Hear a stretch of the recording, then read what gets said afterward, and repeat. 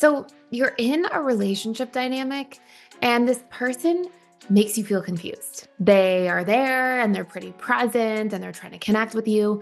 And then it seems like they really pull away for periods of time, leaving you wondering, where is this person actually standing in this relationship? And maybe you find yourself questioning whether your partner is somebody who's more avoidant, but are struggling to pinpoint if that's exactly the case or not. And maybe you find that sometimes they're there for you, and other times they just seem really distant and emotionally unavailable. And guess what? If you don't recognize the clear signs of avoidant behavior, then you'll keep feeling uncertain about where you stand in this relationship dynamic and even potentially may blame yourself for the disconnection, which can be pretty unfair. So, in today's video, I'm going to take you through the top 10 signs that somebody is an avoidant attachment style. And we'll also talk about how to navigate these different tendencies with a loved one. Now, if you're new to this channel, my name is Gibson. I am a coach, counselor, and founder of the Personal Development School. And I put daily content out here on YouTube to help assist you in your personal growth and your attachment style and relationship journey. And if you're not familiar with attachment styles, there are 4 attachment styles. They are basically our love styles, and they affect our friendships, our romantic relationships, even our family dynamics. And I'll put a little graph here so you can see the 4 different attachment styles and how they affect everything in our lives. So let's dive in and talk about whether or not somebody may be an avoidant in your life and what those actual implications are and how that can really affect everything.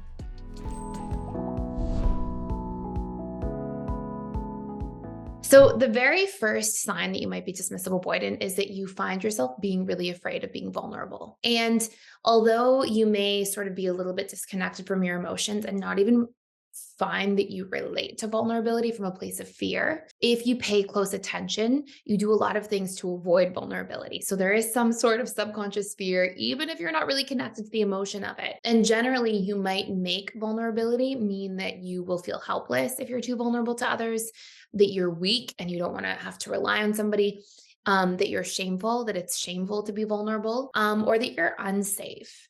And these are not things that vulnerability is, but when we get conditioned in an environment, specifically like dismissive avoidance do, where your needs are neglected, if your needs are neglected for consistent periods of time, it feels really bad to try to open up and be vulnerable and share things about yourself, share your needs, be known, because you associate all those things based on the way you were conditioned with leading to those outcomes. As a child, you might have felt weak when you felt helpless. As a child, you might have been shamed for opening up and being vulnerable. Don't cry. That's, be a big girl, or, big boys don't cry. These types of messages we get during being conditioned, right? During our upbringing and the way that we're socialized. And eventually those things get programmed into us as concepts or ideas at a subconscious level that we see and interact with the world through. So number one is dismissive avoidants tend to really be afraid of being vulnerable.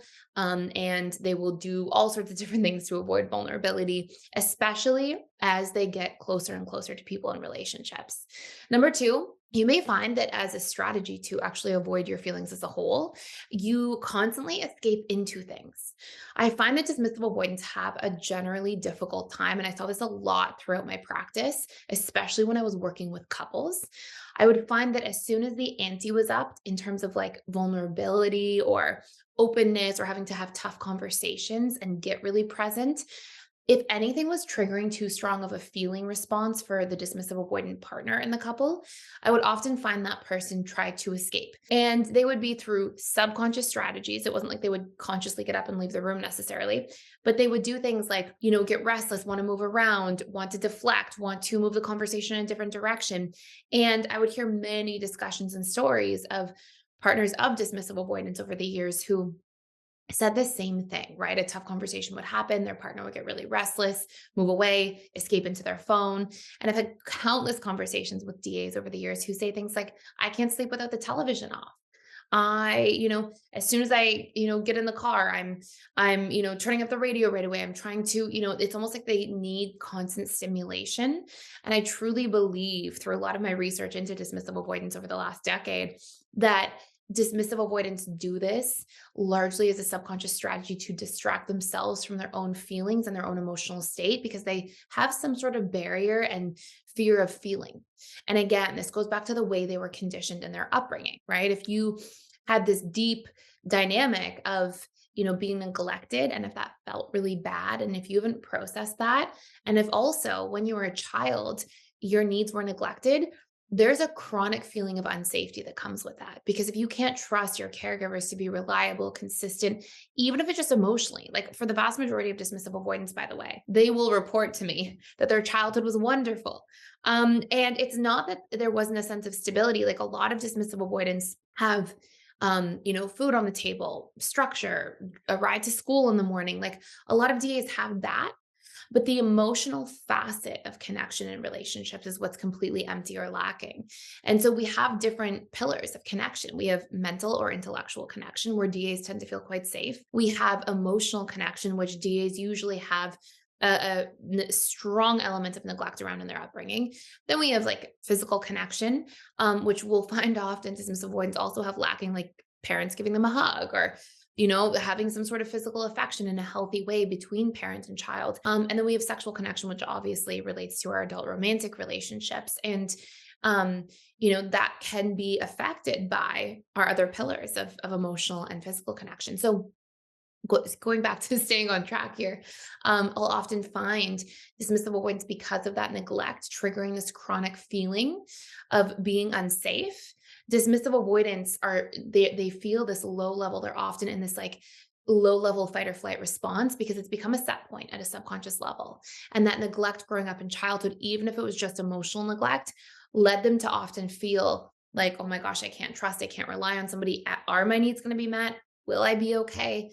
And that will lead to that subconscious comfort zone of feeling unsafe regularly and needing to escape that chronic feeling of unsafety that's lingering. And I want to be clear about one other thing, and then I'll move on to point number 3, which is that dismissive avoidance as well, they can find themselves in a position where they are overtly neglected. So they can also struggle with neglect as a whole. They can struggle with like routines, food on the table, like their needs can be neglected from a very basic level as well.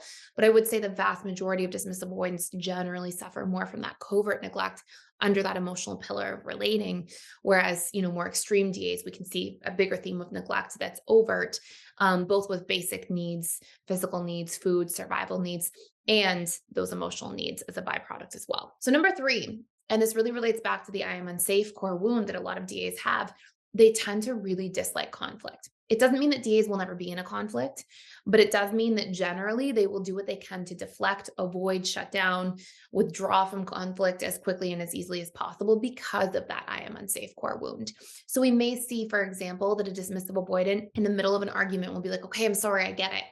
And then later on will not really come back and, okay, I'll do that. I'll do that thing you asked me to do. And then won't necessarily follow through because sometimes they're in this fight or flight response mode where they're afraid of the conflict. It's really dysregulating and uncomfortable for them. And so they'll just kind of say, yes, yes, yes, no problem to escape the situation without like necessarily being fully present and involved in the conversation in order to resolve and move the needle to whatever outcome needs to be happening for the growth of the relationship that they're in. So I'll see DAs do the sort of deflecting mechanisms around conflict, but also I may see DAs really just avoid conflict, really don't like drama, will really do what they can to avoid engaging in conflict, avoid arguments, just anything as a whole. Number 4, dismissive avoidants are so much more sensitive to criticism than you might think. They tend to struggle with this I am defective core wound, which really is like something's wrong with me, this sort of like inherent belief that something's wrong with me. And the reality of where this comes from is, again, going back to neglect in childhood. If there's a substantial amount of neglect under a particular or multiple pillars of connection and relationships, DA children, and because our attachment style develops really young, dismissive avoidant children, they can't conceive of, oh, my parents are emotionally unavailable, or oh, my parents aren't very stable. So the child mind personalizes everything. This is what it does.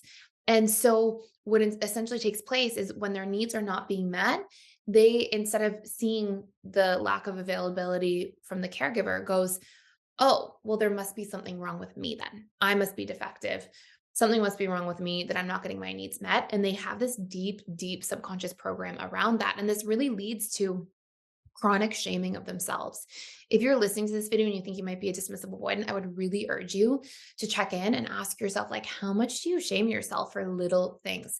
I have had countless conversation with dismissive avoidant clients over the years who have said things to me, like when I really do a shame audit with them, they'll say, yeah, like I got out of bed late. I wanted to get up at 8. I got up at 8:30 and I really, for the first hour of the morning, I really was giving myself a hard time. I didn't really identify it as shame, but now that we're talking about it, yeah, I really shamed myself, really put myself down for it. And it really is this triggering feeling of like, oh, something's wrong with me. Like I'm just defective. And I want to be really clear that these are programs. Programs are not reality. They are just an idea you adopt and it gets embedded through into the subconscious mind because the subconscious is programmed through repetition plus emotion.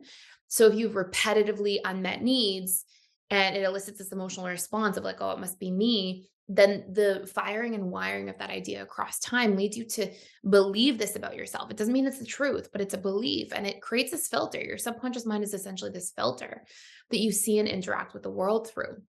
Or I guess a lens would be a more appropriate term. So this lens you see and interact with the world through. And so it's really valuable to learn to recondition some of these ideas by really questioning them, by really bringing them to your conscious mind's awareness and being able to do some reprogramming work. And before I go into number 5, if you actually want to do, you can check out for free for 7 days our dismissive avoidant reprogramming course. And we talk all about like how to use tools to recondition the subconscious mind, how it works. You're not born with these programs. They're things that get wired into you over time through repetition and emotion. And you can recondition these things using similar principles from how they got conditioned into you in the first place. So number 5 is dismissive avoidants tend to have low emotional bandwidth at all times. They're sort of in like a low level deactivated state. In other words, they tend to not really feel like they can pour into other people emotionally. Why is this?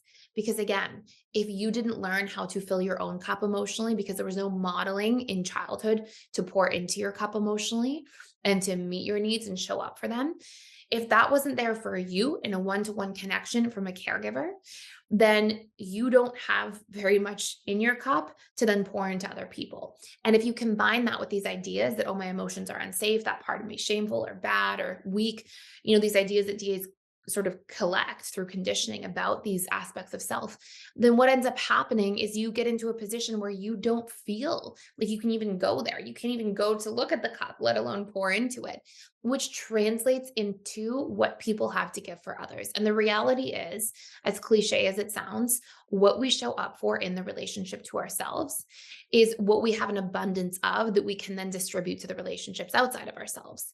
And this goes for all things. And, all needs, all, for anxious preoccupieds, for example, if they have a lot of ability to give their emotional connection needs met to themselves, then that translates into the emotional connection needs met they have with others. So all of these things really reflect like the way this individual treats themselves as well. So our next one is number 6.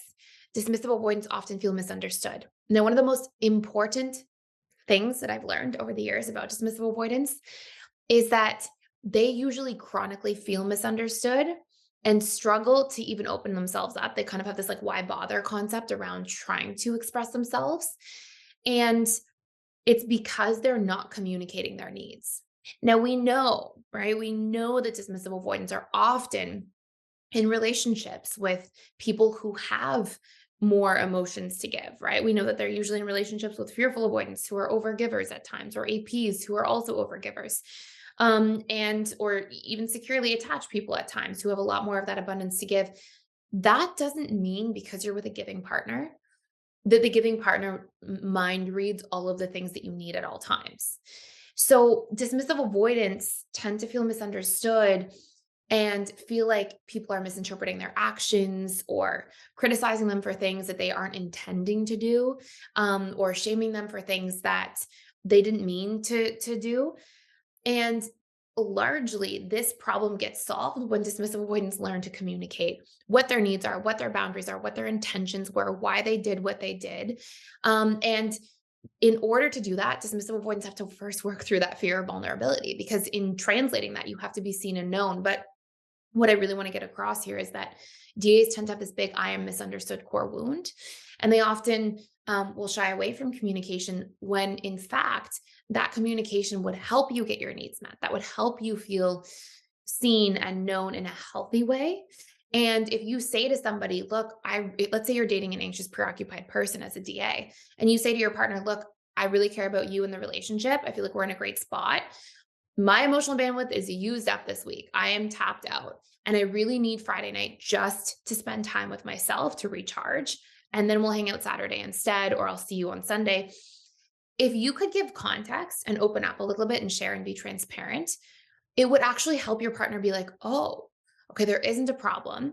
We're okay. It wouldn't trigger the partner's core wounds. And then what you would see is that partner would have a much better time understanding and making space for your needs. But instead, what often happens is DAs just withdraw, then they fear conflict. They want to cancel plans. They need time to themselves. They won't communicate with context and openness and transparency. And those things will be misread as, oh, you don't care, you didn't even care to show up. And really what's happening a lot of the time is the DA feels kind of like guilty, but doesn't want to communicate, doesn't want the conflict, withdraws instead to avoid the whole thing. And there's just a much easier way through opening up a little bit more and communicating your why. Anyways, we have other videos on this channel about communication. I'm going to stay on track here. Number 7, dismissive avoidants tend to believe that everybody is responsible for themselves. Now, this is true halfway, right? We are responsible for our own feelings, our own needs, our own boundaries. We do have to know these things about ourselves in order to communicate them with others so we can be seen and known and understood. However, what happens all the time is that we don't see healthy interdependence. Interdependence is the middle. And you can think of it as being between codependency, which is the AP leaning, the anxious side of the attachment continuum, and independence, like hyper independence or even counter dependency on this far side of the attachment spectrum. Now, healthy communication and healthy relating means I am, yes, responsible for my own feelings, my own core wounds, but I'm also allowed to share with you what my needs are. And healthy relating means we take each other's needs and wounds into consideration. So, for example, I know for my husband, for example, sensitivities that he has to things. And what I do naturally, because we've shared about these things many times, is I know sensitivities that he has in certain areas of his life. And I know to just avoid those things or to look out for those things or to have his back in those areas if something's going to come up for him and vice versa. And that's because we've shared those things with one another. And so what ends up happening is when we can communicate and share, we can support each other better. It doesn't mean like, oh, because he has a sensitivity, I'm never going to support him and care about him and he only can deal with that on his own. That's not how it works, right? When we love, when we bond, when we attach, we can look out for those things in others. We can be there for them in certain ways. And at the same time, we can know that, hey, ultimately, we each have to fix any internal core wounds. Only we can do that reprogramming. But it doesn't mean that if somebody has a wound of feeling rejected, for example, that I'm not going to, if I have, something to communicate, and this isn't my husband's core wound, but let's just say that it's around rejection. And I have to communicate something that's like constructive feedback for the relationship. I might start off by saying, hey, I feel like we're in a great place overall. I really care about you. I want to share something with you and sort of preface it so that it's better received by somebody because we understand them, right? And so healthy interdependence means, yes, we are responsible for our own feelings and needs, but we can also communicate them to others and have them be considerate of us at the same time.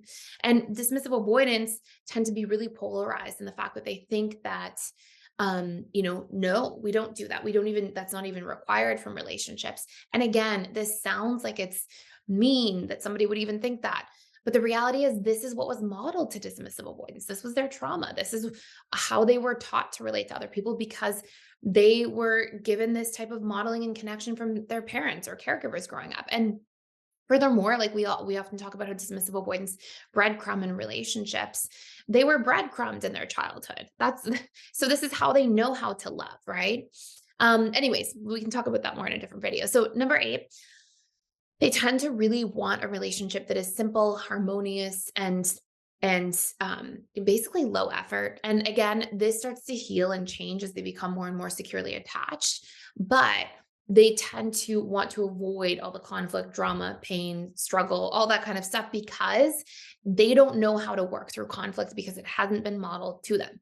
So if you imagine that you're programming your subconscious mind's lens that it sees and interacts with the world through, if you believe that your programming, or if you imagine that your programming says, I can't work through conflict, really opening up is bad and shameful and weak. And, I don't want to feel my feelings under any circumstances because I've done that as a child and that didn't go well for me. And that's your programming, right? That's your individual reality. It doesn't necessarily mean it's like the objective reality, but your subjective programming, that's what you believe, that's what you know, you're sure of it. Then, of course, you want a relationship that's low effort because you need to relate without dealing with all that stuff, right? So it has to be simple and easy.